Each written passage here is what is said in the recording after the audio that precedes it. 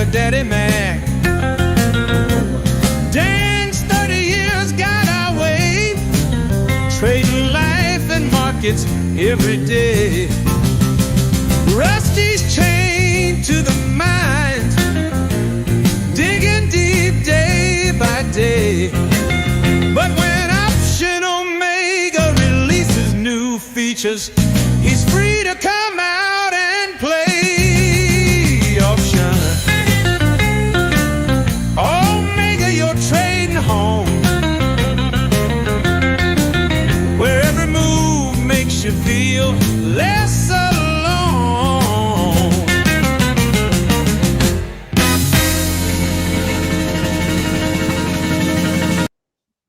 Always try to time that ending roll off from the drummer. I don't even know if that's the right name, the drum roll. Good morning, Dan. Good morning. Feel like it's been a while since I've seen you. It seems a little bit of time. Matt, I'm thinking of, like, with you and Troy there, and even Rusty, there's a lot of musical talent. There's zero on this end. And I'm just thinking, I'm waiting. You see some improv, and I'm just waiting for like the end of the beginning song. Maybe you'd grab a guitar one day and just kind of finish it off. And I'm just going to come in live. Maybe. Yeah. It'd have to be a special day. I'd have to practice it. How are things in beautiful Indianapolis? Well, they're beautiful.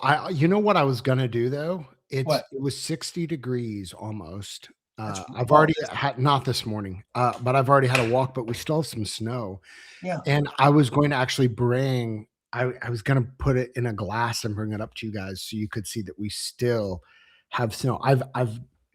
This is riveting content. I've rearranged my working space a little bit. Very nice. Sometimes you can see my window. Yeah, it's nice to see light. I mean, you can't. I have the window open, okay, but you cannot see the snow. But I promise, there's a little bit, not a lot, but we have 3 shovels in my front yard from my youngest son still moving snow around because. See that? What do they have? Now they're getting a little older. Have they changed from like with the snow, building snowman to like forts and getting more? I mean, it's advanced stuff. Yeah, but it's still mostly can we go out and go sledding and all that stuff. And so but special guest coming to us live on remote. I think we have. Let me get him in here. Wow, there he is. Troy, hey. What are you doing? I am so sorry. Traffic in Knoxville and I'm gonna be honest here. I mean, yesterday was President's Day. We're having a case of the Mondays. I know it's Tuesday. We're having a little bit of a case of the Mondays. That's right. I understand. Listen, it's Monday delayed. And gentlemen, how was your President's Day weekends? Anything to report from the home front? Anything exciting? Troy, that is actually a beautiful background. I was going to say that is awesome. Like you positioned it. It looks like you're deep in the forest. It looks like you're in Mirkwood right now. I'm in the forest. I'm in the forest of my mind. Literally, if you flip it around, it's the exact opposite of nice. So it's just an office parking lot. Well, you framed it. You framed it well from the forest. Exactly. I know. Dan, anything exciting in your neck of the woods over this weekend? Nothing. A few walks, just kind of nice. Something I'm good at, relaxing. I can relax with the best of them when I need to, and not a whole lot. But I agree with Troy. It's like today is like the Monday because. Yesterday, it seemed like, this is one holiday. Wouldn't you agree? It's not like an Easter or something where everything's closed. People are doing something. Yesterday I was thrilled to go yesterday. I've never been more thrilled. That just shows how low my bar is. Thrilled to at Great Clips in Farragut yesterday, an $8.60 men's haircut. So I probably got about $8.60, but it was thrilled to.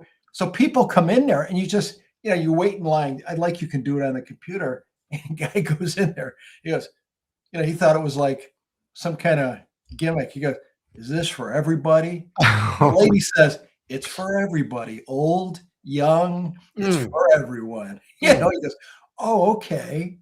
I have 2 little kids in the car. Can I bring them in?" It's like he didn't believe it. He's like, "Let me check this out and see if it's really $8 for a haircut." So that's a deal. That's a steal of a haircut. That looks great. I think I speak for everybody. It looks great. See, it's dangerous bringing up a haircut. Yeah, look, I speak for. I like that. I want to speak for everybody involved here. I think I'd like to go ahead and just speak for all parties. Yeah. Speaking of good morning, chat. How's everybody doing? Hey, man, can we get a quick sports? I just want to get your opinion. Always. I don't know, for people in the chat from different countries, they could probably care less when we bring up Olympics. But real quick deal. Well, the Olympics to me is, I'm not even big with as far as the Winter Olympics, but it just seems exciting because, when they, this hockey thing, right, that it just seems like the intensity, people really care, right? Yeah. It's not like, the NBA gets in the Olympics.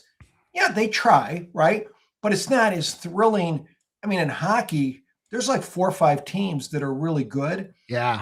But the thing I was going to bring up was, normally in the NBA, the All-Star games have got blasted for like, it's just kind of like.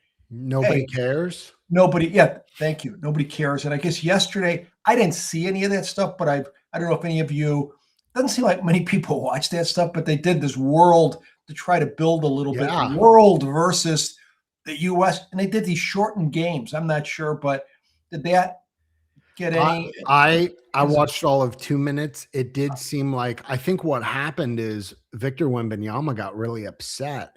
Wow. And so people cared more than they have before. But, listen. Man, I just want to say congratulations. I would have butchered that name the first try. And you just said it like you're you just see, that's why it was just, Troy, could you have hit that the first time? They call him Wemby for short. I call him Frenchman. And, Margaret, my wife refers to him as the alien, and not in a derogatory way. She calls every player who's like over 7 foot tall. She doesn't call him an. She says he looks like an alien. Chet Ingram, same way. I mean, you see them standing next to a normal player. They did have. I saw more of this. They had a celebrity all-star game, and they had a gentleman named Taco Fall who's maybe 7'4", 7'5", and you could see what he was like standing next to a normal person. And it's like a different species.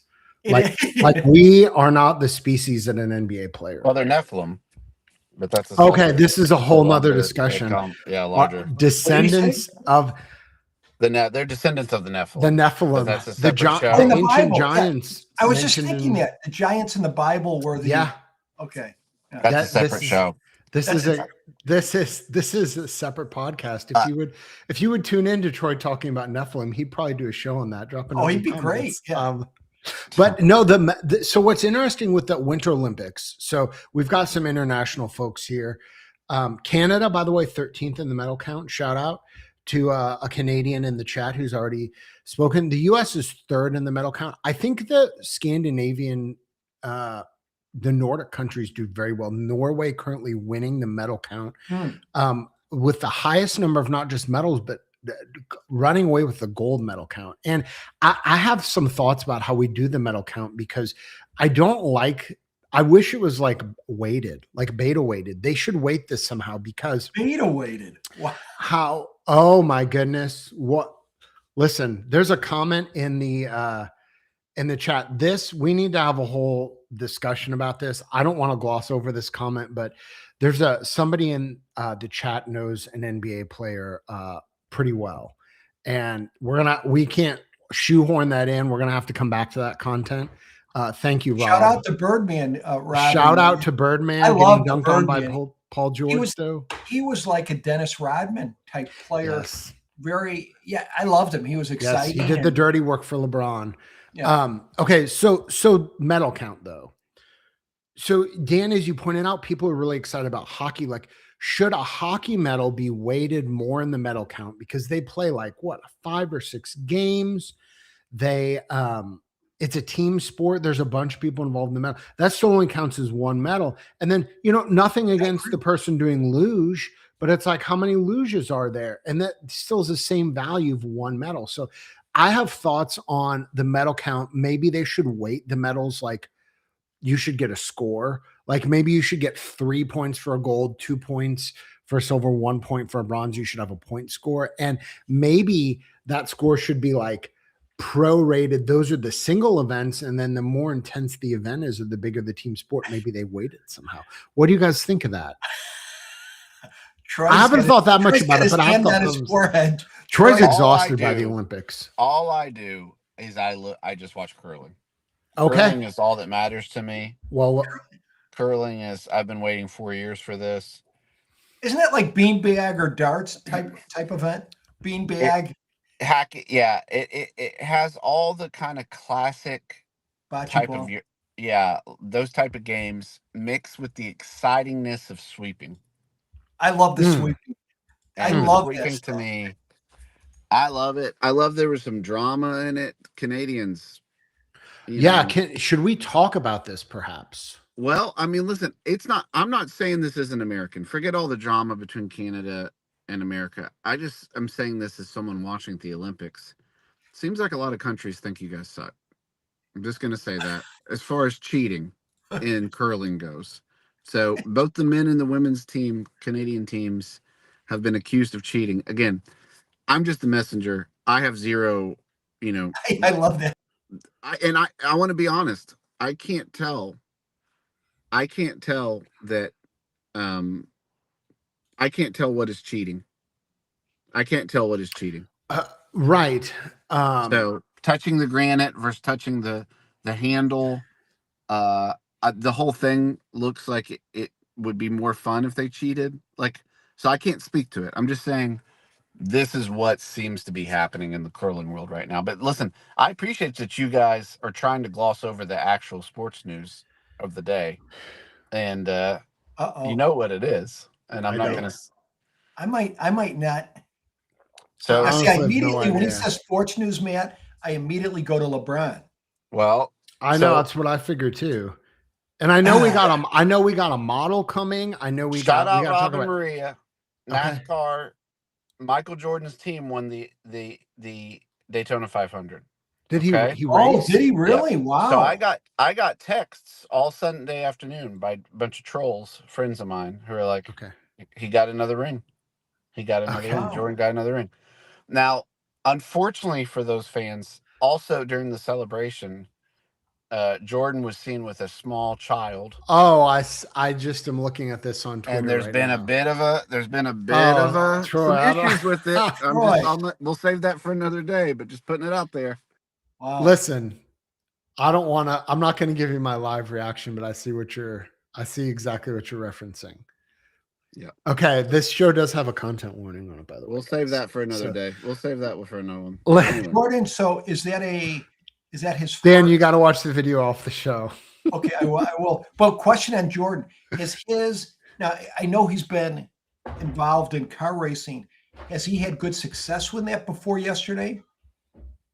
I don't know the bounds of good success because to me there's like 4,000 race cars. So if you win once, I feel like you've had a good run. That's right. So I don't know. That's a good question. And that's a big race, right? The Daytona 500. That's a big one.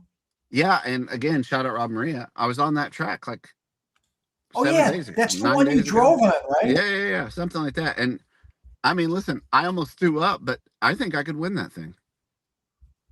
Hey, Troy, is each lap a mile or 2.5? I think it's 2.2. Okay. Yeah, how many times could somebody throw up on 500 laps or 300? Ooh, with my motion sickness, challenge accepted. So I don't know, but Matt, listen, I derailed that with breaking you guys' hearts a little bit. Well, here's what I have. I didn't know if you had I have a model to show. It's a model of regret. And I'm telling on myself with it. But I do want to talk about futures, Dan. Futures. Yeah, I mean, it's pretty, I mean, first look, it looks like not much is, not anything major is going on. But when you look at it, the overnight, we've had a candle of 80 points, right? We're at the lower end of the range. The high is 68.85 and the futures, the low is 68.05. Yeah. So how long?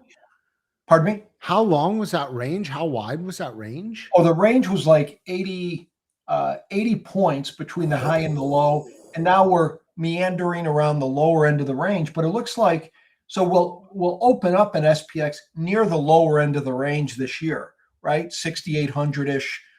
I mean, we've popped a little bit before that in SPX. Yeah. But what's interesting to me, Matt and I were a little bit before, VIX is going to be at 20. This will bring joy to Troy. VIX will open around $22, I think, which is 22, which is very interesting. And again, you know, we have yet to we've been in this range, so VIX has been in a range. But, you know, if we can get another 100 points down, right, then you could get VIX, the happy dance could start. I mean, you've got I think it's the PCE is, I mean, the news this week is towards the end of the week, the old Thursday thing. You got the PCE coming. I believe that's Friday. Sometimes that can at least be a catalyst to move. Earnings are kind of dying down, but you got Walmart. That's about it. So it should be interesting with this. If we can, you know, in the midst of all this, it's still, you know, for the whole year, we've been in this range, right? And yet to be out of it, but that's encouraging. You got a little bit of premium. Troy, what do you think, Volatility Master, with the 22? Does that get you excited a little, or? I don't feel like a master, I'll tell you that much, but which is the first key to being a master, by the way. But I think I think 22 is the level in my mind that, like, something has to happen. It'll either revert back down below 20, or we'll have at least enough movement for a 22. But, you know, listen, my brain's broke this morning, but we can do the math. I mean, Dan, what's a 22 saying for a daily, you know, 30-day move or something like that? I mean, well, especially like if you look at, if I just bring up SPX for a second, the expected moves are really, you know, kind of soaring. So if you just look at the expected move through Friday, it says here like 130 points. The expected move for today, is about 55 points. Okay. So that's a little more, 55. So I think I would say the 0-day credit spread people are starting to take notice, right? Not that they haven't taken notice, because even though the vol was low, you still had a decent range. But wouldn't you say, I mean, you're getting a little more room for your credit spreads, for your iron condors and all that stuff. It sure beats a 15. And the way the VIX, you know, it's just a pricing mechanism. So basically that's telling you, you know, so 50-something point move today. If we sit around in a 20-point range, VIX is going to get crushed today. Absolutely. Yeah. And right. And you're going to be able to get a lot more room on your trade. So it should be, I could see VIX in the 19s today if we relax here a little bit, right? Yep. I hate to say this, but could be a premium selling day. Could be a premium selling. Hate to say it. So we'll see what happens. I mean, this week earnings, there are a lot of earnings this week. NVIDIA, I think, is this week as well. So here's NVIDIA. This week. I think NVIDIA is next week. Is it next week? Yeah. So this week, there's a lot of oil energy companies, Energy Transfers tomorrow, SunCoke, Fluor. Nobody in this chat probably cares about those as much as me. Some other interesting ones. So Palo Alto is tomorrow after close. Carvana is Wednesday after close. Interesting name. Those are more like, there might just be some interesting movement on those. eBay is Wednesday after close. And then Thursday does have some kind of like, I don't want to say older economy names, but Walmart and John Deere are Thursday before open. So there's definitely some names if you've been around, but you know, it's not we don't have a bunch of Mag 7s. I think next week, is going to be. Let me ask you about Carvana. A bigger, yes. Is Carvana when you drive on the highway and they have the 3 cars in the glass cases? It's the vending machines, and it's dramatic because there's a famous short firm called what is it called? What's the airship that blew up in Germany? The Zeppelin. Heidelberg? Is that it? I'm going to say the name wrong. I want to say Heisenberg. I think the firm you're talking Heidelberg. About. Here's the thing. There was a short report on Carvana, and there's been several alleging a lot of financial improprieties and circular dealing. So the options premium on Carvana is absolutely insane always. So as an individual name, there's a lot of people that trade it. I wouldn't say it's as big of it's not like Apple or, you know, but it's very interesting. So who's the competitor with Carvana? I think any of the car resellers are. Thanks, John. Hindenburg. Thank you. Thank you. I really struggled with that. Thank you, John. Hindenburg. Yes.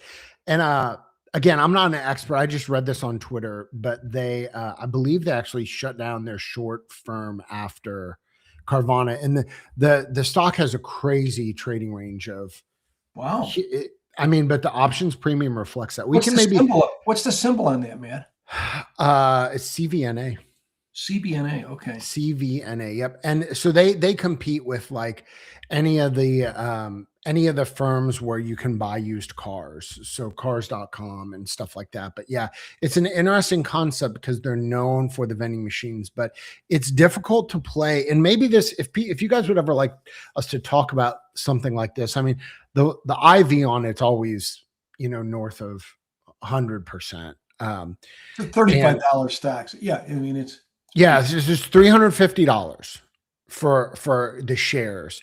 So buying at the money, you know, a month or two out, you're going to pay 10%. Like, okay. I put CBNA. CVNA, Carvana. I got you. Yep. All right, so, but speaking of options premiums, I have, this is a little bit different than normal, but you guys want to see a model of something that I didn't do?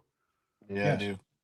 Okay. So, I have this model titled Zim call debit spread I didn't buy. And this is just a call debit spread. And I didn't buy this. And why is that a problem?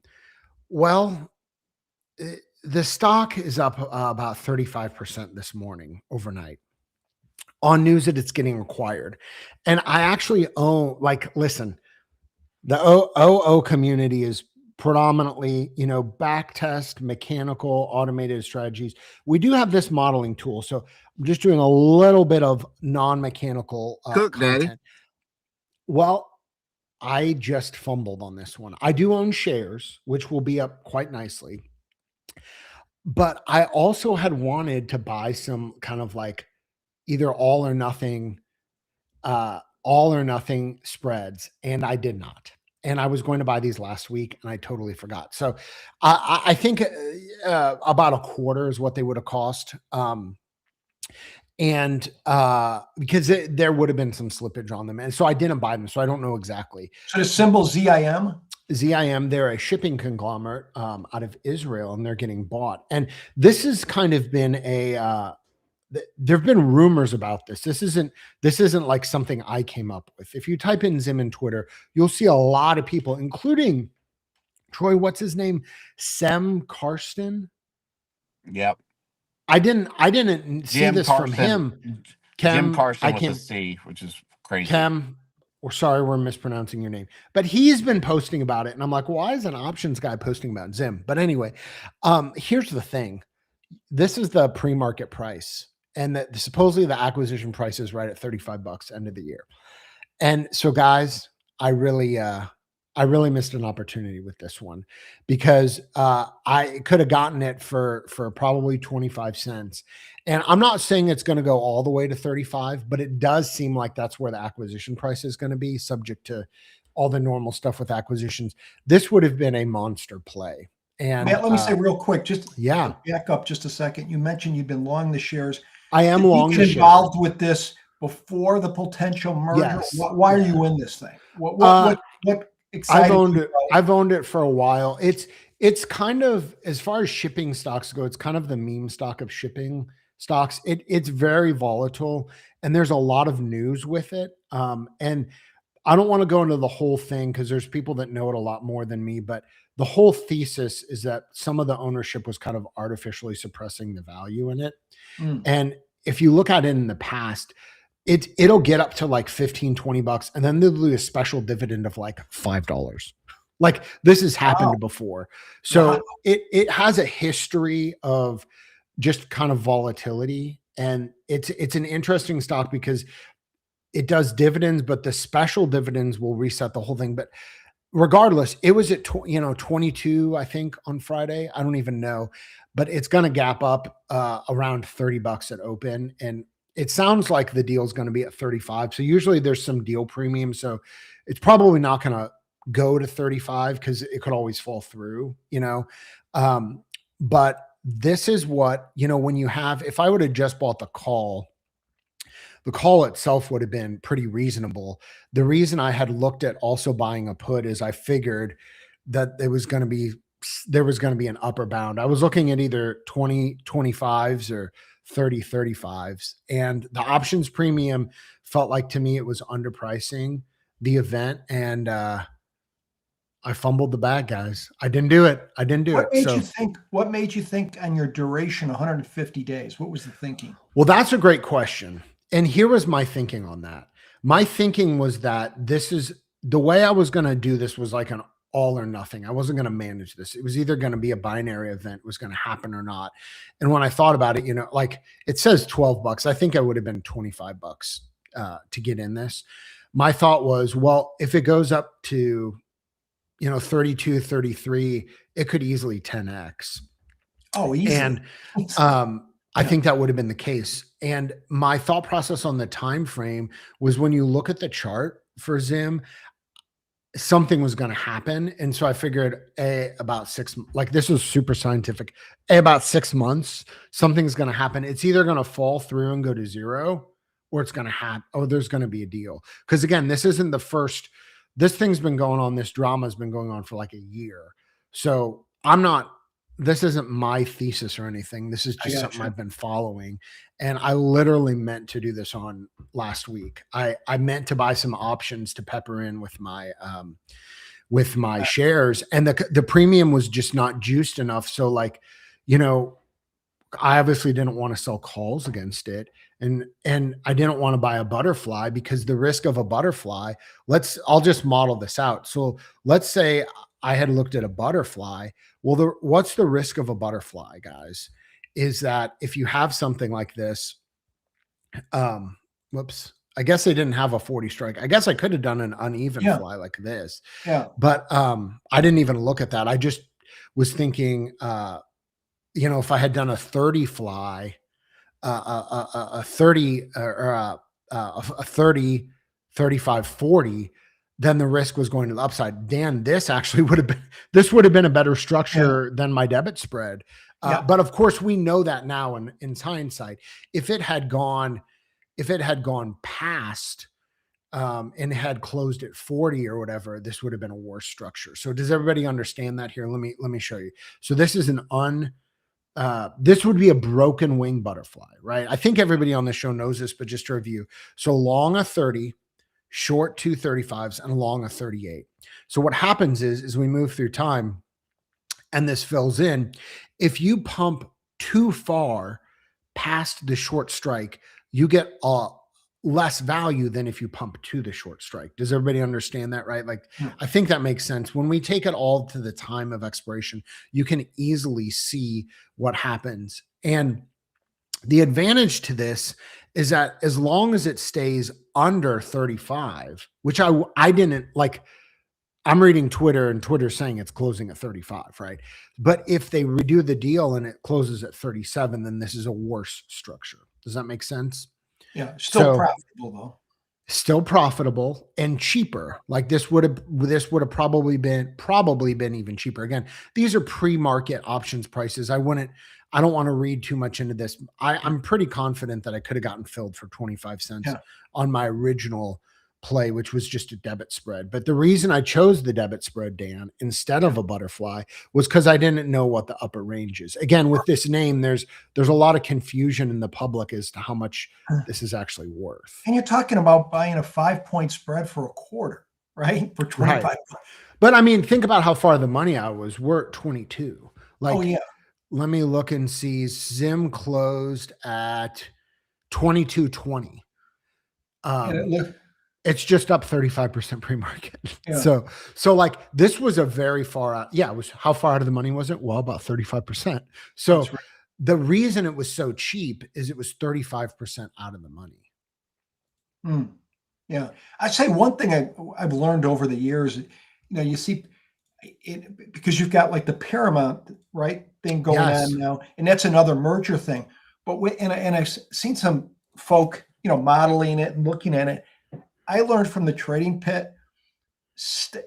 I absolutely, we would be a specialist or market maker in some of these stocks, and suddenly they talk merger. Yeah. And we'd right away say, okay, get the smartest guy in the firm. Right.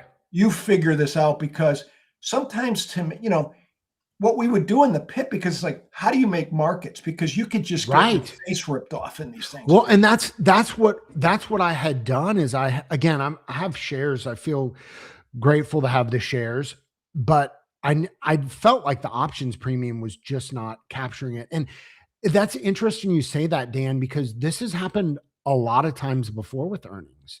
I think back to things like Twitter a couple of years ago, and it was super interesting to watch the options market around a merger that's been approved, and you're basically pricing in the legal risk at that point. Or Slack, a couple of years. I had options on Slack when Slack got bought out in 21, maybe it might have been 2020. Yeah.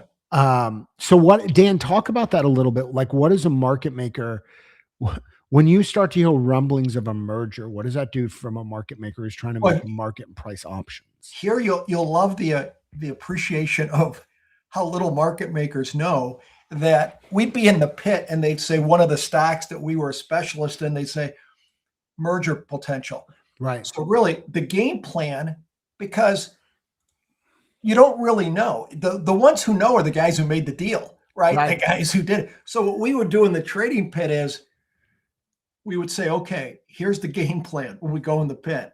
We're going to trade, give very little markets, very narrow, or very wide, trade like one contract and move it. Because what would happen is the guys who knew, the Goldman Sachs or some of these, let them make the market because they know the deal. In other words, they would come in and say, all right, we have these options probably too cheap. They're trading at $2. They say, guys, we'll buy 52,000 of those things. So our thought is, if they're willing to buy 52,000 of these calls, maybe we're too cheap. So we would say, hey, Mr. Goldman, sorry, we'll raise these. He goes, won't you sell us? I go, no, because if they're going to buy 52,000, they have some Zorba the Greek convey. They obviously know what's. So it would take about 2 hours, Matt and Troy.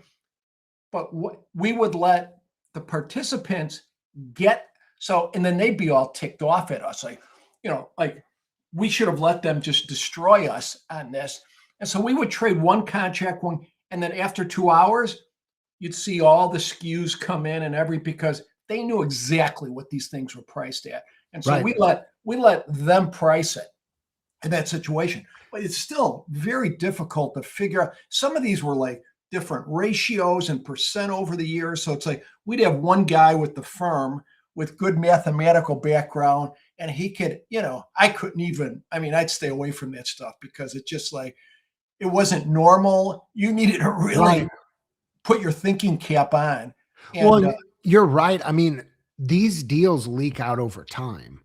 And it's like, I kind of watched the Zim thing happen over the weekend, and I was like, huh, okay. And then eventually when they start leaking the actual, like the documents that are required by the SEC filings and the 8Ks and stuff, you can get a little more clarity, but that's super interesting. So the market makers knew it was the whole danger Will Robinson. Well, because volatility, if someone came out, right. If you bought like a 5-month option or something and there wasn't going to be a company in 5 months, right. You're done. So the market maker, and you knew it was always the same, like in the pit, there were a couple firms that you knew when they came in and wanted to buy 30,000 of something was going on. Goldman Sachs. And always it was, Goldman was one of the, but here's the thing. We would always in the pit. All right. I told this story before. I remember one time in Micron, they came in like 1 minute left in the trading day. We want to buy, 4 billion puts. We don't know anything, but we just want to buy 4 billion. Yeah, we don't know. We don't know anything. We don't know anything. And then the next morning, I still remember this guy, a good Irish guy. Go, oh, guys, I'm so sorry. I know these puts that you guys sold at $2 are now trading $30. I am so sorry. Can I buy you lunch? Who could have said? You want to just take the guy, you want to take him out. But here's the thing. So we'd go through this drill. Okay, we knew it was inside information. So you fill out a form, right? It's kind of crazy at the CBOE. Fill out a form, we think they had inside, we know they did, right? And we fill it out, but never in the years that I was down there did we ever win like the exchange came back. You know why? Because Goldman was such a big customer, even though market makers, if you'd ask any market maker in the pit, if they banned, in other words, we like retail order flow, right? Nothing to get scared about. They're coming in their 10s, their 20s, their 30s. That's fine. They don't know, they don't know anything in terms of usually. I mean, they're not coming in with the 32,000 contracts. That's what you don't want. And so if you ask the market makers, hey, if we banned Goldman from the exchange, could you live without? They did a lot of business. Yes, that was the worst paper, the worst business for market makers, because you don't want to be on the other side of a guy coming buying 50,000 options, right? A, it's tough to hedge because that's a lot of stock. But B, they're coming in with, they know what's going on, right? And there were, I'm trying to think of the other firms. Goldman stands out because it was just so blatant all the time. When they came in, their brokers would come in the pit. They'd have the headphones on back then, but they're literally foaming out of the mouth. I mean, I'm serious. They'd be foaming like, they'd have like 14 guys on the headphones with them, buy 1 billion options if you can. Well, I mean, we're not, we don't have that kind of capital down in the pit. We're like, we knew the trick, right? So they'd come in and buy calls. My job a lot of times, the Irish guy with the big mouth, a lot of times what I would do is I'd kind of schmooze him into, like remember Columbo, the TV series Columbo? I would say, well, wait a second. Well, you're trying to do this. And I remember I'd have another guy, Pete and Jerry would be behind, and he'd be like on the phone with the stock guy, buy me as much stock as you can, because they want to buy calls. So we're selling calls. We got to buy stock. So I'm like, Pete, this is Goldman. So Pete's already on the phone trying to buy stock, and I'm trying to stall him. Oh, wait, you're trying to buy this. And he would know he said, shut up, Dan. Just tell me how many options you'll sell me. And I said, I'll sell you 5 options. And then he'd call me every name in the book, like, blah, blah, blah. And then after this, we'd move the market up. Instead of $2, I would make it $3. I'll buy 1 billion of them. I'll go, I'll give you 10 at 3. Give me another number, and so it's kind of a dance in the pit. I'm sure. But the problem is the exchange never, in my opinion, didn't back the market makers as much, because Goldman had this big influence because they traded a lot. And they would say, it was funny that Goldman would say, you know what, CBOE, because there's always competition among the different exchanges. If you don't give us, in other words, tell the market makers to treat us fairly, we'll take our business and go somewhere else. If you don't let us commit financial fraud, there's someone in this town that will. Yeah, that's right. That's what it was. And then, so what would happen is, all right, allegedly, we'll take it to the other exchange. We'll take it in New York or Philadelphia. And so the CBOE market makers were like, we'll pay for them to leave, right? We don't want this business. We don't make money off this business. You're losing. Well, many times market makers would just say, look, Goldman, you're coming in. Here's a check for $5,000. Yeah. Leave us alone. Leave us alone. Dan, in good faith, I just have to stop you right there because, I mean, it made it sound like I alluded that Goldman's, did nefarious things in the 80s. I want to just go ahead and stop you there and say, I think Goldman would be a tremendous partner for the Option Omega Network. And if anybody's listening, I support what you guys did back then. The market makers needed to learn, and you taught them, and I'm thankful for that. And we would love to be teaching as well together. So Goldman, if you're listening, reach out. Yeah, Goldman, if you reach out. On that note, listen, the thing about the company stuff, the only thing I'll say is I've screwed around with some of those stocks before, and it is a dance, because the thing you have to, like, Twitter was a good example, Matt. Like, basically you have option pricing mechanics. You have, theta, gamma, rho, all the normal Greeks. But during these situations, you actually have 2 or 3 secret pricing models that someone has access to that you don't have access to. That's a good way of saying, that's the game that you're playing at that point. So it's like someone slipped out the Black-Scholes model, and when it comes to mergers, they're saying, we're going to use the boogie woogie model.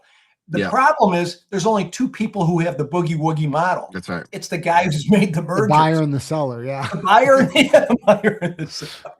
Yeah.